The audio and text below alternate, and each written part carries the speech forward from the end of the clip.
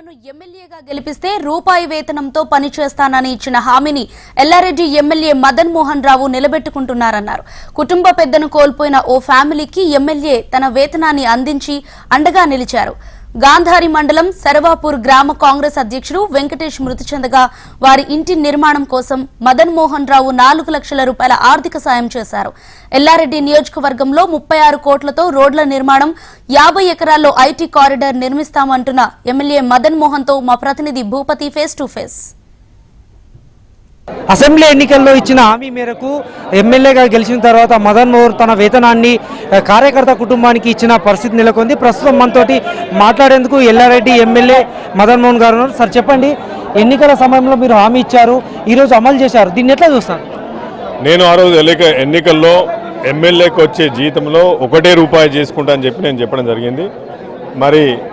మరి మొన్న నా సార్లీ కూడా జీతం కూడా వచ్చింది.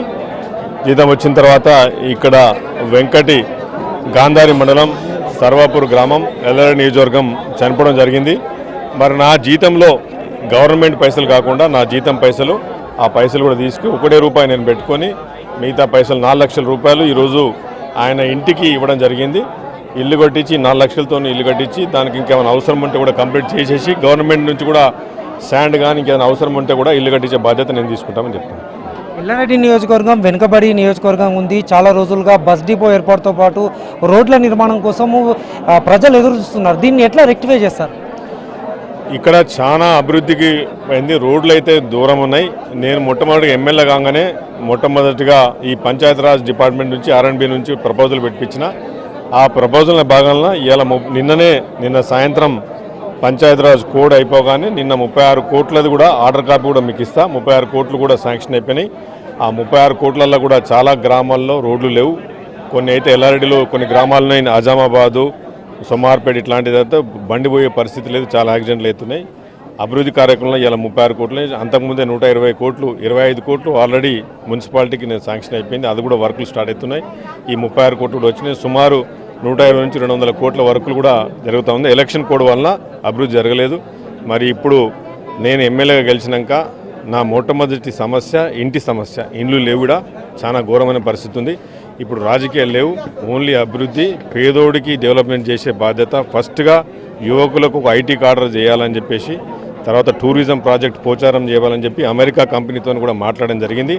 సుమారు పోచారం ప్రాజెక్టుకు 100 కోట్ల టూరిజం కూడా బోట్లు పెట్టి రెస్టారెంట్లు పెట్టి పోచారం నడి మధ్యన రెస్టారెంట్ కట్టాలని చెప్పి మాట్లాడడం జరిగింది. ఒక అమెరికా కంపెనీతో నేను మొన్న అమెరికా పోయి కూడా ఒప్పందం చేసుకోవడం జరిగింది. సుమారు తొందరలోనే అగ్రిమెంట్ చేసేసుకుని పోచారం కూడా ప్రాజెక్ట్ స్టార్ట్ అవుతుంది.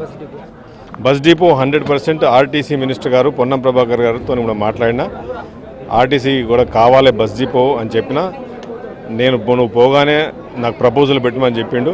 బస్ డిపో బాధ్యత నేను తీసుకుంటాను. గత ప్రభుత్వ హయాంలో విద్యుత్ కొనుగోలు, కాళేశ్వరం ప్రాజెక్టు సంబంధించి కమిషన్లు ఏర్పాటు చేశారు. దీని పురోగతి ఏ విధంగా ఉంది?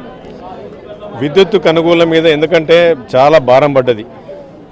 ఎందుకంటే పోయిన ఎక్స్ట్రా కమిషన్లు పెట్టుకొని టీఆర్ఎస్ ప్రభుత్వము, కేసీఆర్ ఫ్యామిలీ ఎక్స్ట్రా చేసుకుని అగ్రిమెంట్లు చేసుకొని చెప్పారన్నారు. వాళ్ళు మేము చేయలేదని చెప్పారు అసెంబ్లీలో. దాని గురించి అసెంబ్లీ సాక్షిగా ముఖ్యమంత్రి గారు స్పెషల్ కమిషన్ ఏర్పాటు చేసి జస్టిస్ నరసింహన్ గారు పెట్టినరు. మరి నరసింహారెడ్డి గారిని పెట్టారు. ఈరోజే నోటీస్ వచ్చింది. 100% అందులో స్కామ్ జరిగింది. 1000 కోట్లు విద్యుత్ స్కామ్ జరిగిందని కాంగ్రెస్ పార్టీ చెప్పింది. మరి అదే కూడా నిజం జరగబోతుంది. ఈరోజు నోటీస్ కూడా వచ్చింది మాజీ ముఖ్యమంత్రి గారికి.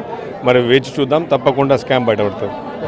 ఎల్లారెడ్డి నియోజకవర్గ అభివృద్ధి కోసం తాను ముందడుగు వేస్తాను. ఇప్పటికే ముఖ్యంగా రోడ్ల అభివృద్ధి, ఆర్టీసీ నిర్మాణము, ఆర్టీసీ బస్ డిపో కోసం ముందడుగు వేస్తానని చెప్తున్నారు.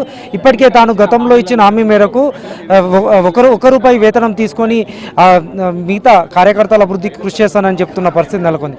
కెమెరా పర్సన్ కళ్యాణ్తో భూపతి HM TV, ఎల్లారెడ్డి.